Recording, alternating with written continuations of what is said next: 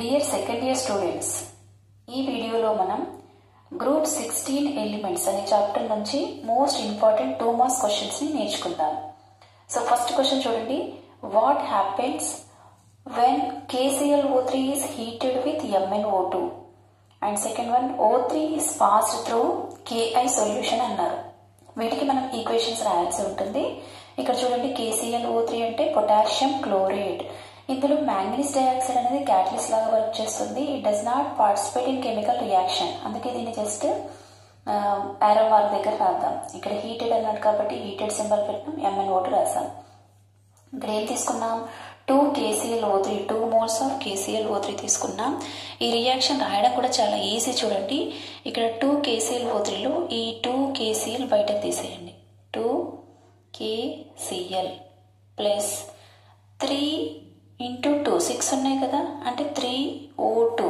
Oxygens ఎన్ని వస్తాయి? 3 moles వస్తాయి. 3O2 2 KCl ప్లస్ 3O2 అనేది ఏర్పడుతుంది. KClO3ని MnO2 సమక్షంలో వేడి చేస్తే ఏమొస్తుంది? 2 KCl plus 3O2 potassium chloride plus oxygen అనేది వస్తుంది. ఓకేనా? KClO3 is heated with MnO2 అన్నారు. KClO3ని MnO2 సమక్షంలో హీట్ చేస్తే ఏమొస్తుంది? Potassium chloride and oxygen 2 KCl 3O2 అనేది వస్తుంది. ఇక సెకండ్ క్వశ్చన్ చూడండి. O3 is passed through Ki solution, potassium iodide solution. ఓజోన్ని పొటాషియం అయోడైడ్ సొల్యూషన్ నుంచి పంపిస్తున్నాం. సో ఇక్కడ మాయిస్ట్ పొటాషియం అయోడైడ్ తీసుకోవాలి. సొల్యూషన్ అన్నారు కదా, సొల్యూషన్ అంటే వాటర్ కూడా ఉంటుంది. 2 Ki ప్లస్ H2O. దీని నుంచి మనం ఏం పంపిస్తున్నాం? ఓజోన్ని పంపిస్తున్నాం. ఇక్కడ మనకి ఈజీగా ఫస్ట్ ఇక్కడ చూసుకోండి, అయోడిన్స్ 2 ఉన్నాయి కాబట్టి I2ని బయటకు తీయండి. అయోడిన్స్ 2 ఉన్నాయి కాబట్టి I2 బయటకు తీయండి. అండ్ ఓజోన్, జనరల్గా ఓజోన్ రియాక్షన్స్ అన్నిట్లో కూడా మనకి ఓజోన్ అనేది ఆక్సిజన్గా మారిపోతుంది కాబట్టి I2OTని బయటకు తీసేయండి. అప్పుడు ఇంకేం మిగిలిపోయింది చూడండి, 2 పొటాషియమ్స్ మిగిలిపోయినాయి, 2 హైడ్రోజన్స్ మిగిలిపోయినాయి. ఇక్కడ ఆక్సిజన్స్ 3 + 1 4 ఉండే 2 కంప్లీట్ అయినాయి కాబట్టి ఇంకా 2 ఆక్సిజన్స్, అంటే 2 పొటాషియమ్స్ 2 ఆక్సిజన్స్ 2 హైడ్రోజన్స్. సో ఏమొచ్చింది ఇక్కడ? Potassium hydroxide. ఇక్కడ Ki సొల్యూషన్ గుండా ఓజోన్ పంపిస్తే potassium hydroxide, iodine and O2 అనేవి ఏర్పడతాయి. ఈ రియాక్షన్స్ మీరు కొంచెం ప్రాక్టీస్ చేస్తే మీకు ఈజీగా వచ్చేస్తాయి. ఇక నెక్స్ట్ చూడండి, next question. Give 2 examples each for amphoteric oxide and neutral oxide. Amphoteric oxide అంటే ఏంటి? The oxides which have acidic as well as basic nature are called amphoteric oxides. Neutral oxides అంటే వాటికి ఎసిడిక్ నేచర్, బేసిక్ నేచర్ రెండు కూడా లేకుండా న్యూట్రల్గా ఉంటే వాటిని న్యూట్రల్ ఆక్సైడ్స్ అంటారు. ఇక్కడ ఆంఫోటెరిక్ ఆక్సైడ్ చూడండి, tellurium oxide and polonium oxide, TeO2 POO2. చెప్పండి, ఆంఫోటెరిక్ ఆక్సైడ్స్ ఏంటి? TeO2 and POO2, tellurium oxide, polonium oxide. Neutral oxide, neutral ఆక్సైడ్స్కి nitrous oxide N2O, laughing gas అంటాం కదా, nitrous oxide, nitric oxide NO, nitric oxide. Neutral oxides ఏంటి? N2O and NO. Amphoteric oxides ఏంటి? TeO2 and POO2. Okay, next question చూడండి. Why is H2O is a liquid while H2S gas, H2S is a gas అన్నారు. ఈ క్వశ్చన్కి సింపుల్గా నేర్చుకోవడానికి try చేద్దాం. ఇక్కడ H2O తీసుకోండి, ఇక్కడ H2S తీసుకోండి.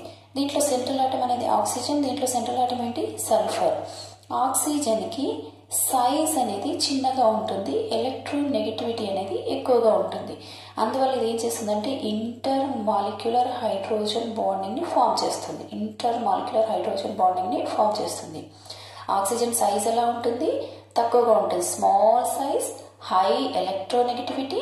It forms intermolecular hydrogen bonding. Oxygen has small size, high electronegativity. It forms intermolecular hydrogen bonding. వాటర్లో ఏముంటాయి? ఇంటర్మాలిక్యులర్ హైడ్రోజన్ బాండింగ్ అనేది ఉంటుంది. దీనికి ఆపోజిట్ ఇప్పుడు H2Sలో సల్ఫర్ హ్యాస్ లార్జ్ సైజ్, లో electronegativity. It does not form intermolecular hydrogen bonds. ఇక్కడ intermolecular hydrogen bonds form చేయడం వల్ల association of molecules takes place. Association అంటే అన్ని మాలిక్యూల్స్ కలిసి ఉంటాయి. అన్ని మాలిక్యూల్స్ కలిసి ఉండడం వల్ల లిక్విడ్ స్టేట్ అనేది వస్తుంది. కానీ H2Sలో అలా కాదు, ఇలాంటి బాండ్స్ ఏం లేవు కాబట్టి, వాటి మధ్య ఎలాంటి బాండ్స్ లేవు కాబట్టి దూరంగా ఉంటాయి. దూరంగా ఉన్నప్పుడు దానికి గ్యాసియస్ స్టేట్ అనేది వస్తుంది. సో వాటిని ఇక్కడ చూద్దాం. In water molecule oxygen has small size, high electronegativity, hence it forms intermolecular hydrogen bonds. So H2O is an associated liquid. In H2S molecule, sulfur has large size, low electronegativity, hence it does not form hydrogen bonds. So మీరు ఇలా సింపుల్గా గుర్తుపెట్టుకోండి. ఆక్సిజన్కి small size ఉంటుంది, high electronegativity ఉంటుంది. It forms intermolecular hydrogen bonds. Association of molecules takes place, hence it is a liquid. కంప్లీట్గా దీనికి opposite రాస్తే మనకి H2S ఈజ్ ఏ గ్యాస్ అని తెలుస్తుంది. ఇక నెక్స్ట్ క్వశ్చన్ చూడండి. Hybridisation of sulphur. ఇందులో అన్నింటిలో సల్ఫర్ యొక్క హైబ్రిడైజేషన్ కనుక్కోవాలి. మీరు బైహార్ట్ చేయకుండా ఏ మాలిక్యూల్ వచ్చినా సరే హైబ్రిడైజేషన్ ఎలా కనుక్కోవాలో మనం ఈజీ మెథడ్ చూద్దాం. ఇక్కడ సల్ఫర్ బిలాంగ్స్ టు 6th లేదా 16th group element. 16th group element. ఇక్కడ చూడండి, ఇక్కడ ఎలక్ట్రాన్స్, వ్యాలెన్సీ ఎలక్ట్రాన్స్ 1 2 3 4 5 6 ఉంటాయి. Group number equal to valency electrons. Group number equal to valency electrons. So sulphur belongs to which group? Sulphur belongs to 6th group. కాబట్టి it has 6 valency electrons. కాబట్టి valence electron 1 2 3 4 5 6 electrons పెట్టాం. Oxygen ఉంది. Oxygen always forms 2 bonds. Oxygen 2 bonds form చేస్తుంది కాబట్టి ఈ 2 ఎలక్ట్రాన్స్తో 2 bonds form అవుతాయి. ఈ 2 ఎలక్ట్రాన్స్తో 2 bonds form అవుతాయి. ఇంకొక 2 ఎలక్ట్రాన్స్ మిగిలిపోయి ఇది పేర్ లాగా ఉండిపోతుంది, ఎలక్ట్రాన్ పేర్.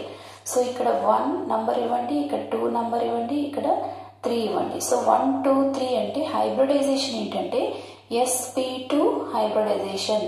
ఇక్కడ S అనేది 1 ఆర్బిటల్, P అనేది 2 ఆర్బిటల్. sp2 అంటే 1 + 2 ఎన్ని 3. ఇక్కడ కూడా 1 2 3 ఎన్ని వచ్చినాయి? 3 వచ్చినాయి. ఆ విధంగా నంబర్ ఈక్వల్గా ఉండాలి, ఆర్బిటల్స్ నంబర్ అనేది ఈక్వల్గా ఉండాలి. ఎలక్ట్రాన్ పేర్స్ అనేది ఎన్ని బాండ్స్ ఫామ్ చేసింది అనేది కూడా ఇక్కడ ఈక్వల్ ఉండాలి. 1 2 3. ఇక్కడ 1 సిగ్మా బాండ్, 1 పై బాండ్. పై బాండ్ని కన్సిడర్ చేయొద్దు కాబట్టి మనం ఓన్లీ సిగ్మా బాండ్ని తీసుకోవాలి. ఈ రెండింటిని కలిపి 1గా తీసుకోవాలి, ఈ రెండింటిని 1గా తీసుకోవాలి. 2 అవుతుంది, ఇక్కడ 3. కాబట్టి హైబ్రిడేషన్ sp2 హైబ్రిడైజేషన్. ఎందుకంటే ఒక s ఆర్బిటల్ 2 p ఆర్బిటల్స్, అంటే టోటల్ ఎన్ని 3 ఆర్బిటల్స్. ఇక్కడ కూడా 3 వచ్చింది కాబట్టి in sulphur dioxide the hybridisation of sulphur is sp2 hybridisation. ఇప్పుడు దీంట్లో చూద్దాం. దీంట్లో 1 2 3 4 5 6 ఎలక్ట్రాన్స్ ఉన్నాయి. సల్ఫర్స్ ఎన్ని ఉన్నాయి? 3 ఉన్నాయి. ఇక్కడ 2 ఎలక్ట్రాన్స్ కలిసి ఒక బాండ్ ఫామ్ అవుతుంది. ఒక ఆక్సిజన్ 2 బాండ్స్ని ఫామ్ చేస్తుంది. కాబట్టి ఎన్ని వచ్చినాయి? ఇప్పుడు 1 2 3 వచ్చింది. కాబట్టి హైబ్రిడేషన్ ఏంటి? ఇక్కడ కూడా sp2 హైబ్రిడైజేషన్. ఏంటి? sp2 హైబ్రిడైజేషన్ అనేది వస్తుంది. సో సల్ఫర్ డయాక్సైడ్లో కానీ సల్ఫర్ ట్రయాక్సైడ్లో కానీ సల్ఫర్ యొక్క హైబ్రిడైజేషన్ ఏంటి? sp2 hybridisation. కాకపోతే సల్ఫర్ డయాక్సైడ్లో ఒక లోన్ పేర్ అనేది ఉంటుంది, ఒక లోన్ పేర్ అనేది ఉంటుంది. ఇక నెక్స్ట్ చూడండి SF4. SF4లో కూడా ఇక్కడ 1 2 3 4 5 6 ఎలక్ట్రాన్స్. ఫ్లోరిన్స్ ఎన్ని ఉన్నాయి? 4 ఉన్నాయి. 1 2 3 4. ఫ్లోరిన్ ఒకే బాండ్ ఫామ్ చేస్తుంది కాబట్టి ఒక్కొక్క ఫ్లోరిన్కి ఒక్కొక్క బాండ్ పెట్టినాం, ఒక ఎలక్ట్రాన్కి ఒక ఫ్లోరిన్ పెట్టినాం. కానీ ఆక్సిజన్ అలా కాదు, 2 బాండ్స్ కాబట్టి 2 ఎలక్ట్రాన్స్తో 2 బాండ్స్ పెట్టినాం. సో ఇక్కడ ఫ్లోరిన్ 1 2 3 4 అయిపోయింది. ఇది ఒక ఎలక్ట్రాన్ పేర్. అంటే మొత్తం ఎన్ని అవుతున్నాయి? 1 2 3 4 5 ఎలక్ట్రాన్ పేర్ అంతటిని కలిపి ఒకటి తీసుకోవాలి. అంటే ఇది ఒక bond pair, bond pair, bond pair, bond pair, ఇది లోన్ పేర్. మొత్తం 5 పేర్స్ ఉన్నాయి. 5 పేర్స్ అన్నప్పుడు హైబ్రిడైజేషన్ ఏమవుతుంది? sp3d అవుతుంది. ఎందుకంటే ఒక s ఆర్బిటల్, 3p ఆర్బిటల్స్, ఒక d ఆర్బిటల్. 1 + 3 + 1 మొత్తం ఎన్ని? 5. కాబట్టి ఇక్కడ 5 వచ్చింది కాబట్టి ఇక్కడ కూడా 5. అంటే SF4లో సల్ఫర్ యొక్క హైబ్రిడైజేషన్ ఏంటి?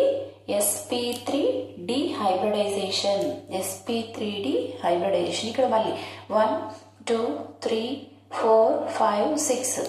6లో ఇప్పుడు ఫ్లోరిన్స్ ఎన్ని ఉన్నాయి? 6 ఉన్నాయి. కాబట్టి 1 2 3 4 5 6. నంబర్ కౌంట్ చేయండి. 1 2 3 4 5 6 వచ్చింది. 6 అంటే ఇప్పుడు 6 ఆర్బిటల్స్ కావాలి.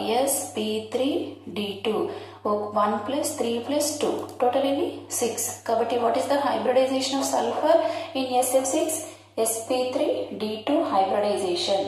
మేడం మాకు ఇదంతా గుర్తుండదు అంటే అట్లీస్ట్ సల్ఫర్ డైఆక్సైడ్ లో sp2, సల్ఫర్ ట్రైఆక్సైడ్ లో sp2, SF4 ఏంటి sp3d, SF6 అంటే sp3d2 హైబ్రిడైజేషన్ అని గుర్తుపెట్టుకోవాల్సిందే ఖచ్చితంగా. నెక్స్ట్ క్వశ్చన్ చూడండి, చాలా చాలా important question. What is tiling of mercury, how is it removed అని అన్నారు. చాలా ఇంపార్టెంట్ క్వశ్చన్ ఇది. సో టైలింగ్ ఆఫ్ మెర్క్యూరీ అంటే ఏంటో చూద్దాం. ఇక్కడ మెర్క్యూరీ కెమికల్ ప్రాపర్టీస్లో కూడా మనం ఈ క్వశ్చన్ నేర్చుకున్నాం.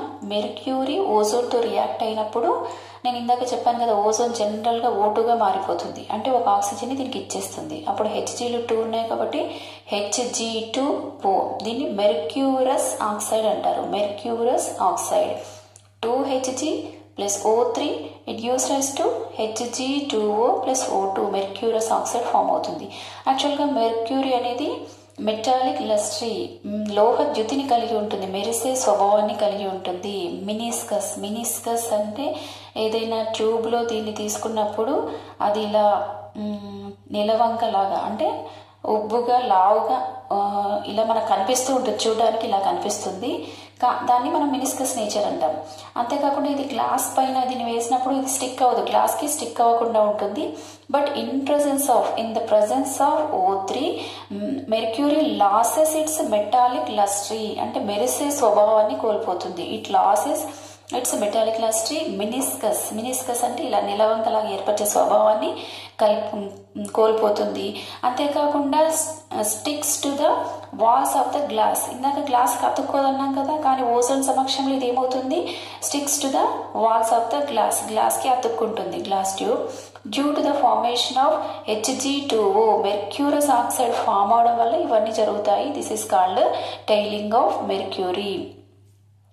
In the presence of ozone సమక్షంలో mercury loses its metallic lustre మెరిసే స్వభావాన్ని కోల్పోతుంది, మినిస్కస్ నేచర్ని కోల్పోతుంది. అంతేకాకుండా sticks to the walls of the glass ట్యూబ్కి అతుక్కుంటుంది. Due to the formation of Hg2O mercurous oxide form అవడం వల్ల ఇదంతా జరుగుతుంది. This is called tailing of mercury. The meniscus can be regained by shaking it with water. దీన్ని బాగా వాటర్లో కరిగిస్తే దాని మినిస్కస్ని అది మళ్ళీ రీగెయిన్ చేసుకుంటుంది. The meniscus can be regained by shaking it with water. దాన్ని మంచిగా వాటర్లో కడిగేస్తే మళ్ళీ దాని మినిస్కస్ దానికి వచ్చేస్తుంది. ఇక నెక్స్ట్ క్వశ్చన్ చూడండి. This is also very very very important question. Sulphur dioxide can be used as an antichlor. Explain. Sulphur డైఆక్సైడ్ని యాంటీక్లోర్గా వాడతారు, ఎక్స్ప్లెయిన్ చేయండి అన్నారు. యాంటీక్లోర్ అంటే క్లోరిన్ని రిమూవ్ చేసేది అని అర్థం. క్లోరిన్ని రిమూవ్ చేసేది. ఎక్కడి నుంచి రిమూవ్ చేస్తాం? ఫ్యాబ్రిక్స్ అంటే క్లాత్స్ నుంచి. క్లాత్స్ తయారు చేసినప్పుడు దానికి బ్లీచింగ్ చేస్తారు, వాటిని బ్లీచింగ్ చేస్తారు. ఆఫ్టర్ బ్లీచింగ్ అంటే ఏంటి? బ్లీచింగ్ పౌడర్ CaO, దానిలో క్లోరిన్ గ్యాస్ రిలీజ్ అవుతుంది. అంటే ఆ క్లోరిన్ అనేది క్లాత్స్ పైన ఎక్సెస్ క్లోరిన్ ఉంటుంది. ఆ క్లోరిన్ని రిమూవ్ చేయడానికి సల్ఫర్ డైఆక్సైడ్ని వాడతారు. ఎప్పుడైతే సల్ఫర్ డైఆక్సైడ్ని వాడతామో అప్పుడు క్లోరిన్ అక్కడ వాటర్ మనం దాన్ని బ్లీచింగ్ చేసినప్పుడు వాటర్ కూడా ఉంటుంది కాబట్టి Cl2 + SO2 + 2H2O రియాక్షన్లో మనకి ఏం ఫామ్ అవుతుంది? 2HCl + H2SO4 2HCl + H2SO4 అనేది ఫామ్ అవుతుంది. ఇక్కడ 4 హైడ్రోజన్స్ ఉన్నాయి, ఇక్కడ 2 హైడ్రోజన్స్ ఇక్కడ Cl2 ఉన్నాయి కాబట్టి 2Cl అంటే 2HCl వచ్చింది. ఇక్కడ 2 ఆక్సిజన్స్, ఇక్కడ 2 ఆక్సిజన్స్ అంటే SO4 వచ్చింది. అంటే chlorine sulphur dioxide in presence of water ఏం ఫామ్ అవుతుంది? Hydrogen chloride and sulphuric acid form అవుతుంది. ఈ రియాక్షన్ని మనం ఏమంటున్నాం? యాంటీక్లోర్. అందుకే క్లోరిన్ ఏమంటున్నాం? యాంటీక్లోర్ అంటున్నాం. సల్ఫర్ డైఆక్సైడ్ ఏమంటున్నాం? Antichlor. Sulphur dioxide is used as a antichlor. అంటే ఏంటి? It is used to remove chlorine from fabrics after bleaching. దాన్ని ఎందుకు వాడుతున్నాం? క్లోరిన్ని ఫ్యాబ్రిక్స్ నుంచి రిమూవ్ చేయడానికి. మీరు సింపుల్గా క్లోరిన్ని ఫ్యాబ్రిక్స్ నుంచి రిమూవ్ చేయడానికి వాడతారు కాబట్టి సల్ఫర్ డయాక్సైడ్ని యాంటీక్లోర్గా వాడుతున్నామని రాసినా సరే, అక్కడ అక్కడ ఏం చేస్తుంది, ఇది Cl2ని HClగా మారుస్తుంది. ఈ ఈక్వేషన్ ఖచ్చితంగా రాయాల్సి ఉంటుంది, నేర్చుకోండి.